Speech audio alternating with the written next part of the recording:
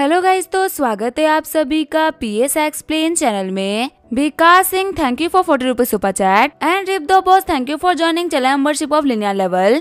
तो चलिए स्टार्ट करते हैं। लास्ट एपिसोड में हमने देखा था लकी, अरमानी और सोल्जर्स को वुल्फ ने घेर लिया होता है। तभी एल्डर लॉन्ग बता रहे होते ध्यान से, इनका वुल्फ किंग आने वाला है। वुल्फ किंग की साइज को देखते हुए सारे बंदे बोल रहे होते एक नॉर्मल इंसान के मुकाबले में 2 गुना बड़ा है। तभी जो सारे सोल्जर्स होते वो वुल्फ किंग के ऊपर गोली चलाना स्टार्ट कर देते हैं, पर सोल्जर्स की जो गोलियां होती है वुल्फ किंग की हार्ड बॉडी के ऊपर काम नहीं करती। वहीं वो अपने डिमोनिक मिस्ट का यूज करते हुए सारे सोल्जर्स को ज़ॉम्बीज़ में बदल रहा होता है। एल्डर वही बोल रहे होते हैं, मास्टर लकी, क्या हम लोग ऐसे निकलना चाहिए? मुझे नहीं लगता कि हम इतने केबल है कि इतने पावरफुल बिस्ट को हरा पाए। लेकिन तभी जो लकी होता है वो खुद को ट्रांसफॉर्म करते हुए बोल रहा होता है, नहीं, हम इसको हरा सकते हैं। ऊपर से ये वुल्फ किंग ना मेरे काफी ज्यादा काम का भी है। ये बोलते हुए सारे के सारे वुल्फ को मारना स्टार्ट कर देता है।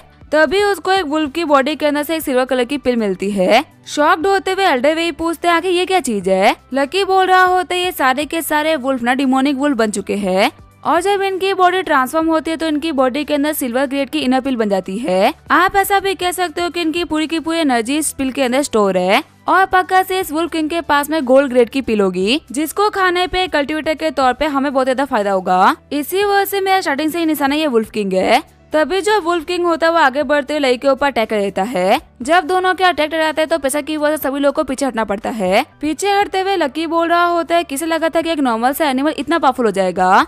मैं गारंटी कर सकता हूँ कि इस माइंड ताई के ऊपर ना कुछ तो ऐसा है जो कि हम इमेजिन भी नहीं कर सकते, और वही यहाँ पे इस नॉर्मल से कमजोर से बीस्ट को इतना पावरफुल बना रहा है। ये बोलते हुए लकी वहाँ पे अपनी स्वॉर्ड को बुला लेता है और अटैक करते हुए वुल्फ किंग के एक पाँव को काट देता है। लेकिन तभी रिजनरेशन टेक्निक का यूज करते हुए पाँव को फिर से उगा देता है। शॉक्ड होते हुए ओल्ड वही बोल रहे होते हैं, मैंने जिंदगी में पहली बार किसी को रिजनरेशन टेक्निक का यूज करते हुए देखा है। लकी बोल रहा होते इस वुल्फ किंग में ना बहुत ही हिम्मत है। मार खाने के बाद में ये फिर से आगे अटैक करने के लिए, ये बोलते हुए फिर से उसके एक पाँव को काट देता है। लेकिन वुल्फ किंग अपने पाँव को फिर से रिजनरेट कर लेता है। साथ ही वो हंसते हुए लकी का मजाक भी उड़ा रहा होता है। लकी बोल रहा होता है, इन एनिमल्स का दिमाग भी ना काफी तेज हो चुका है। इसको पता है कि इसके बार बार रिजनरेट होने की वजह से मेरे को काफी ज्यादा गुस्सा आ रहा है, और इसी वजह से ये बार बार मेरे को देख के हंस रहा है।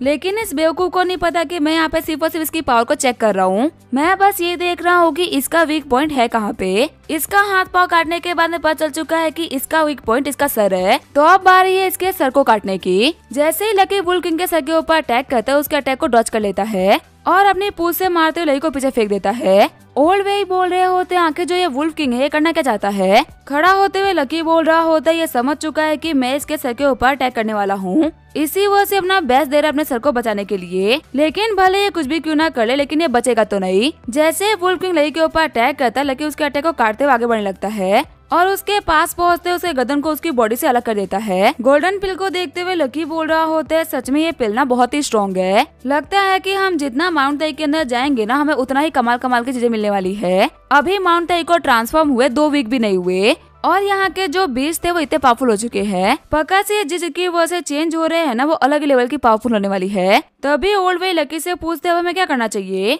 लकी उनको इंस्ट्रक्ट करता है, सबसे पहले इस वुल्फ किंग की बॉडी को यहाँ से हटाया जाए, क्योंकि इसके जो ब्लड की स्मेल है ना, उसकी वजह से और भी काफी सारे बीस्ट यहाँ पे अट्रैक्ट होंगे। वुल्फ किंग को क्लीन करने के बाद में आप लोग भी यहाँ पे थोड़े कल्टीवेट करके खुद को हील कर लेना। उसके बाद हम लोग आगे बढ़ेंगे। फिर जो हमारा लकी होता है वो गोल्डन पिल को रिफाइन करना स्टार्ट कर देता है। लकी बोल रहा होता है, अगर मैं माउंट ताई पे सही से बीस्ट को मारते हुए आगे बढ़ता हूँ तो हो सकता है कि मेरे को काफी सारा फायदा हो जाए। फिर वो जैसे ही गोल्डन पिल को खाता है, उसकी बॉडी के अंदर से काफी सारी एनर्जी बाहर निकलती है। वहीं दूसरी तरफ जो ओल्ड वे और ओल्ड लॉन्ग होते हैं वो दोनों भी कल्टीवेट कर रहे होते हैं। ओल्ड वे बोल रहे होते हैं, ओल्ड लॉन्ग, क्या तुम्हें यहाँ पे कल्टीवेट करने की वजह से कुछ फील हो रहा है क्या? ओल्ड लॉन्ग बताते हैं कि हाँ, यहाँ पे 1 घंटा कल्टीवेट करना और बाहर की दुनिया में 1 साल कल्टीवेट करना दोनों ही बराबर है, क्योंकि यहाँ की जो एनर्जी है ना वो अलग ही लेवल पे है। इतनी स्पेशल एनर्जी मैंने आज से पहले कभी नहीं देखी। ओल्ड वे बोल रहे होते हैं, हमारे जो मास्टर लकी अरमानी है वो कितने अच्छे हैं ना। अगर हम खुद के बेस पे यहाँ पे आने का ट्राई करते तो हम कभी भी यहाँ पे नहीं पहुँच पाते। उनकी वजह से हम यहाँ तक पहुँचे हैं, और अब वो यहाँ पे हम लोगों को साथ में बैठ के कल्टीवेट भी करने दे रहे हैं। तभी वो नोटिस करते हैं कि लकी जहाँ पे बैठा होता है वहाँ से काफी खतरनाक एनर्जी बाहर निकलती है। ओल्ड लॉन्ग बताते हैं, शायद से वो ब्रेक थ्रू कर रहे हैं। जब वो लकी के पास में पहुंचते तो लकी काफी से एनर्जी को रिलीज कर रहा होता है। और गलती से लकी की जो एनर्जी होती है वो उन लोगों की तरफ भी आगे बढ़ने लगती है। खड़ा होते हुए लकी बोल रहा होता है, मुझे बिलीव नहीं हो रहा कि मैंने इतना जल्दी ब्रेक थ्रू कर लिया। अगर मैं यहाँ पे कुछ दिन बैठ कल्टिवेट कर लूँ तो अपने एम्पर बॉडी को भी ब्रेक थ्रू कर पाऊंगा। तभी लकी को ब्रेक थ्रू करने के लिए ओल्ड वे और ओल्ड लोग कांग्रेचुलेट करते हैं। लकी बोल रहा होता है अभी सेलिब्रेट करने का टाइम नहीं आया। पहाड़ में मैं देख पा रहा हूँ कुछ बहुत ही खतरनाक हमारा वेट कर रहा है। जब तक हम उसे खत्म ना कर ले हम जश्न नहीं मना सकते, क्योंकि यहाँ पे खड़े होकर मेरे को बिल्कुल भी कॉन्फिडेंस नहीं आ रहा कि हम उसे हरा सकते हैं। फिर ऊपर जाते हुए उन सभी को वार्न करता है कि हमारे आसपास में काफी सारे डिमोनिक बीस्ट है, ध्यान रखना हमारे ऊपर कभी भी अटैक हो सकता है। तभी काफी सारे वाइल्ड बोर और ईगल उनको घेर लेते हैं, लेकिन ब्रेक थ्रू करने की वजह से ओल्ड वे और ओल्ड लंग भी काफी ज्यादा स्ट्रॉन्ग हो गए होते हैं। इसी वजह से उन लोगों को ईगल को मारने में कोई भी तकलीफ नहीं आती। वही जो हमारा लकी होता है वो वाइल्ड बोर को मार रहा होता है। ओल्ड लॉन्ग बोल रहे होते हैं हम यहाँ पे कुछ को तो संभाल सकते हैं, लेकिन यहाँ पे बहुत सारे हैं। लकी बोल रहा होता है यहाँ पे तुम लोग इनको संभालना, तब तक मैं थोड़ी देर में सारे के सारे बीच को खत्म करके आता हूँ। ये बोलते हुए लकी आगे बढ़ते हुए सारे के सारे वाइल्ड बोर्ड्स को मार डालता है। लकी बोल रहा होते इससे पहले यहाँ पे और भी आ जाए, फटाफट से आ जाओ। जब वो लोग सीढ़ा चढ़ रहे होते हैं तभी उनके पीछे और भी काफी सारे वाइल्ड बोर्ड लग जाते हैं। ओल्ड वे बोल रहे होते हैं मुझे लगता है कि हम इन वाइल्ड बोर्ड को संभाल पाएंगे। फिर ऊपर आने के बाद में लकी तेजी फॉर्मेशन को सेट कर देता है। लकी उनसे बोल रहा होता है मैं तो इनसे फाइट कर सकता हूँ, लेकिन आप लोग नहीं कर पाओगे। इसी वजह से मैं ये फॉर्मेशन आप लोग के लिए बना रहा हूँ, आप लोग इसके अंदर रह के सेफ रहना। जब तक आप लोग इस फॉर्मेशन में अपनी नजर को डालते रहोगे आप लोगों को कोई भी दिक्कत नहीं आएगी। मैं जा रहा हूँ माउंटेन के पीक पे चेक करने के लिए कि आखिर यहाँ पे ऐसी भी क्या चीज थी जिसकी एनर्जी की वजह से सारे के सारे एनिमल्स ना इतने पावरफुल बीस्ट बन पा रहे हैं, और हमारा जो माउंट ताई था वो कैसे अर्थ के एनर्जी लेवल से इतना ऊपर आ गया। फिर जो हमारा लकी होता है वो माउंट ताई के जेड किंग पिक पे आ गया होता है। लकी सोच रहा होता है जैसे कि मेरे को लगा था यहाँ का एनर्जी लेवल ना बिल्कुल ही अलग है, पता नहीं क्यों लेकिन मेरे को अच्छी फीलिंग नहीं आ रही। ऐसा फील हो रहा है कि यहाँ पे कुछ बहुत ही खतरनाक होने वाला है। तभी जब लकी साइड में देखता है तो वो देखता है कि एक बहुत ही बड़े मॉन्स्टर ने उसके ऊपर अटैक कर दिया होता है। सिर्फ उस मॉन्स्टर के प्रेशर की वजह से लकी अपने घुटनों पे आता है,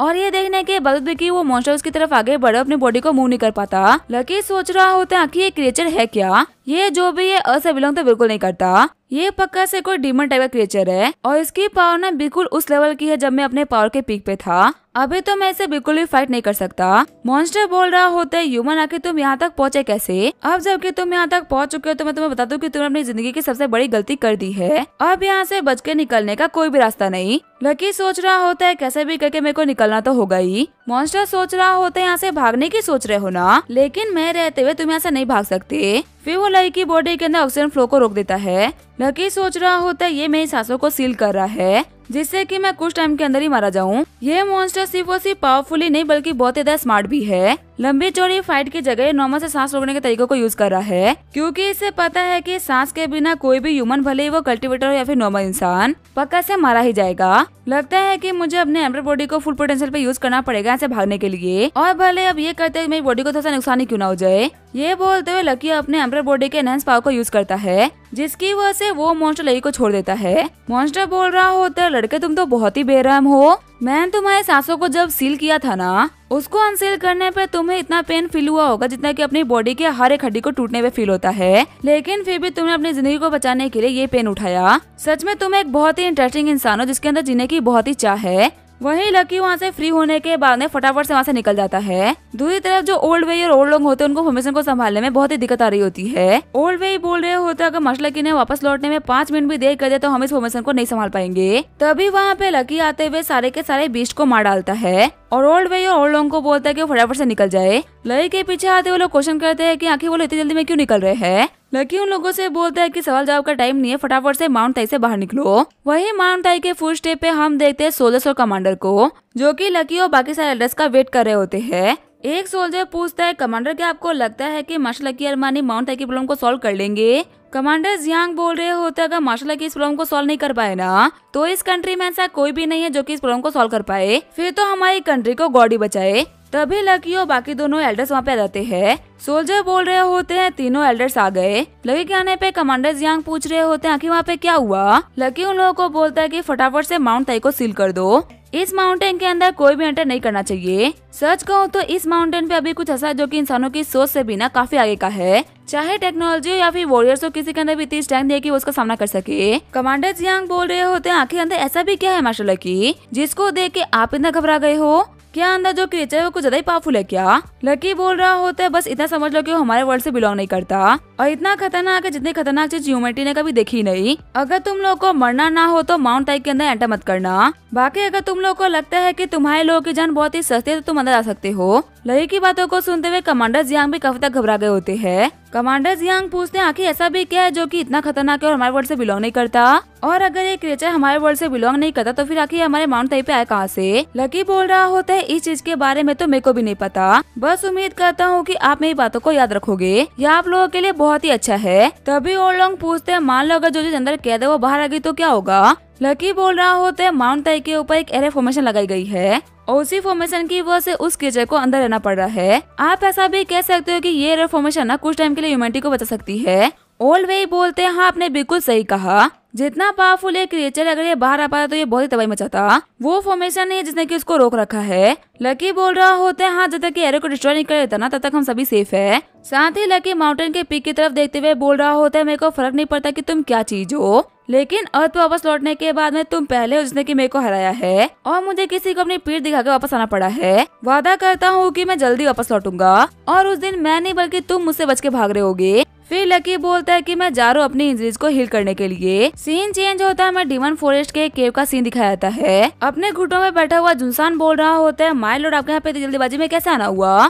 क्या मेरे लिए कोई काम था क्या? तभी चोगे वाला बंदा बोल रहा होता है मेरे को पता चल चुका है कि अरमानी फैमिली के एंसेस्ट्रल लैंड के अंदर कैसे एंटर कर सकते हैं। जुनसान बोल रहा होता है क्या सच में आपको रास्ता मिल गया अरमानी फैमिली के एंसेस्ट्रल लैंड में एंटर करने का? चोगे वाला बंदा बोल रहा होता है एंसेस्ट्रल लैंड में एंटर करने के लिए स्टोन गेट को तुम्हारी अरमानी फैमिली के किसी न किसी बंदे का ब्लड देना होगा। जितना ज्यादा हम तुम्हारी फैमिली का ब्लड बहाएंगे उतना ज्यादा हम लोग को फायदा होगा। अगर पूरी की पूरी अरमानी फैमिली को सेक्रीफाइस कर दिया है तो शायद से हमारा बहुत ज्यादा फायदा हो जाएगा। घबराते हुए जुनशांग बोल रहा होता है क्या पूरी की पूरी अरमानी फैमिली का सेक्रीफाइस देना होगा? चोगे वाला बंदा बोल रहा होता है तुम्हारे मुंह पे हिचकिचाहट कैसे दिख रही है? जुनसान मेरे को तुमसे ना ऐसे दोगलेपन की उम्मीद नहीं थी। अगर मैंने ये काम करने के लिए किसी को पहली बार बोला होता और वो हिचकिचा रहा होता तो शायद मैं समझ पाता, पर तुम तो पहले भी ये काम कर चुके हो। क्या तुम भूल गए तुम अरमानी फैमिली के हेड कैसे बने थे? अभी जो अरमानी फैमिली है वो तो आधी ही है, तुम तो ऑलरेडी आधे अरमानी फैमिली को खत्म कर चुके हो ना। वैसे क्या तुम्हें तुम्हारा भाई जैकी अरमानी याद है? मैं उसी की बात कर रहा हूँ जिसको तुमने बर्बाद कर दिया था। रिसेंटली मैंने सुना है कि वो काफी तरीके से प्रोग्रेस कर पा रहा है और ग्रो भी कर रहा है। उसका पावरफुल बनना तुम्हारे लिए बिल्कुल भी अच्छा नहीं, आज नहीं तो कल वो तुम्हारी लंका जरूर लगाएगा। ऐसा भी हो सकता है कि अरमानी फैमिली को डिस्ट्रॉय करने से पहले वो तुमसे तुम्हारी हेड की पोजीशन छीन ले। तभी जुनशान बोलता है आखिर कैसे पॉसिबल हो सकता है? जगह की कल्टीवेशन को तो मैंने सालों पहले डिस्ट्रॉय करवा दिया था और जहाँ तक मुझे पता भी तो व्हील चेयर पड़ा होगा। तभी चोगे वाला बंदा बोल रहा होता है तुम्हारे पास में ना काफी पुरानी जानकारी दे रही है, लगता है कि तुम आजकल मार्शल वर्ल्ड में दिमाग लगा रहे। तुम्हें पक्का से लकी अरमानी के बारे में तो पता होगा ही ना, जिसने कि 23 सेट के लीडर को हरा दिया था। जुनशान बोल रहा होता है हाँ आज के टाइम में उनके बारे में कौन नहीं जानता। चोगे वाला बंदा बोल रहा होता है वो और कोई नहीं बल्कि जैकी अरमानी का बेटा है और हो ना हो जैकी अरमानी के रिकवरी में लकी अरमानी का हाथ है। जुनशान को याद आ रहा होता है जैसे ही लकी ने लास्ट टाइम उसका इंट्रोडक्शन सुना था उसने उसको पीटना स्टार्ट कर दिया था और अब जाके उसको पता चलता है कि आखिर लकी ने जुनशान को क्यों पीटा। चोगे वाला बंदा बोल रहा होता है अगर तुमने लकी अरमानी और जैकी अरमानी को अभी खत्म नहीं करते तो तुम्हारे लिए फ्यूचर में बहुत ही बड़ा खतरा बन सकते हैं और अब तुम समझ सकते हो ना कि तुम्हारी डे की पोजीशन कितने बड़े खतरे में है। अभी अगर तुम अपनी फैमिली को धोखा दे देते हो तो तुम्हें पावर मिलेगी जिससे कि तुम सिर्फ और सिर्फ अपनी फैमिली नहीं बल्कि दुनिया के ऊपर रूल कर पाओगे। लेकिन अगर जैकी अरमानी ने तुमसे हेड की पोजीशन छीन ले तो तुम्हारे हाथों में कुछ भी नहीं बचेगा। जुनशान बोल रहा होता है माय लॉर्ड मैं समझ चुका हूँ कि मुझे अब क्या करना है। मैं वादा करता हूँ कि अरमानी फैमिली का एक सिंगल इंसान नहीं बचेगा। वहीं दूसरी तरफ हम देखते हैं लकी को जो कि बैठ के कल्टीवेट कर रहा होता है। अपनी कल्टीवेशन को कंप्लीट करते हुए लकी सोच रहा होता है चलो तो काफी अच्छी बात है कि मेरे पास में एम्परर बॉडी है। अगर मेरे पास में एम्परर बॉडी नहीं होती तो उस खतरनाक से क्रिएचर के सामने आने के बाद में मैं नहीं बचता। तभी वो देखता है तो उसके फोन के ऊपर उसके मॉम डैड के 10-10 कॉल आए होते हैं। वो जब कॉल करने का ट्राई करता तो कोई भी कॉल को पिक नहीं करता। लकी बोल रहा होता है घर से दूर आए हुए काफी लंबा टाइम हो चुका है, चलो चल के देख लेता हूँ कि आखिर क्या हुआ है, कोई कॉल को रिसीव क्यों नहीं कर रहा। जब 3 घंटे बाद वो अपने घर पहुंचता है तो काफी ज्यादा दंग हो जाता है क्योंकि उसके घर के अंदर बहुत ही तोड़फोड़ मची होती है और वहाँ पे कोई भी नहीं होता। वो कॉल करते हुए कमांडर जियांग को बोलता है कि मेरे पेरेंट्स मिसिंग है। फटाफट से अपने लोगों का यूज करते हुए पता करो कि आखिर मेरे मॉम डैड कहाँ पे है। तभी 2 मिनट के अंदर एक कमांडर जियांग का फिर से उसको कॉल आता है, जो कि उसको इन्फॉर्म करते हैं कि आपके मॉम डैड का लोकेशन मिल चुका है। असल में आपके मॉम डैड को जुनसंग अरमानी ने किडनैप किया है। एक बार आप मार्शल वर्ल्ड की न्यूज तो सुनिए, हर जगह आपके फादर की ही न्यूज छपी हुई है। जब वो न्यूज खोलता है तो वो देखता है कि जुनसंग अरमानी ने जकी अरमानी को अपने पाँव के नीचे दबा रखा होता है और वो लकी को साफ चैलेंज करता है कि मेरे नेफ्यू अगर तुम नहीं आए तो मैं तुम्हारे डैड को मार डालूंगा। गुस्से में जो वहाँ लकी होता है वो फोन को तोड़ देता है,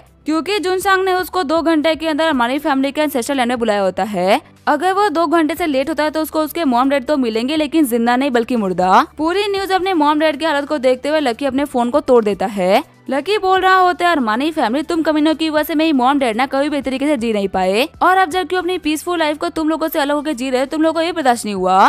तुम कमीनों को तो मैं बिल्कुल नहीं छोड़ूंगा। वहीं दूसरी तरफ हम देखते हैं फैंसिया को, जो कि ये सेम न्यूज देख रही होती है। कमेंट में सारे बंदे लकी के बारे में ही बात कर रहे होते हैं कि आखिर इतना पावरफुल मास्टर अपने मॉम डैड को बचाने के लिए क्यों नहीं जा रहा।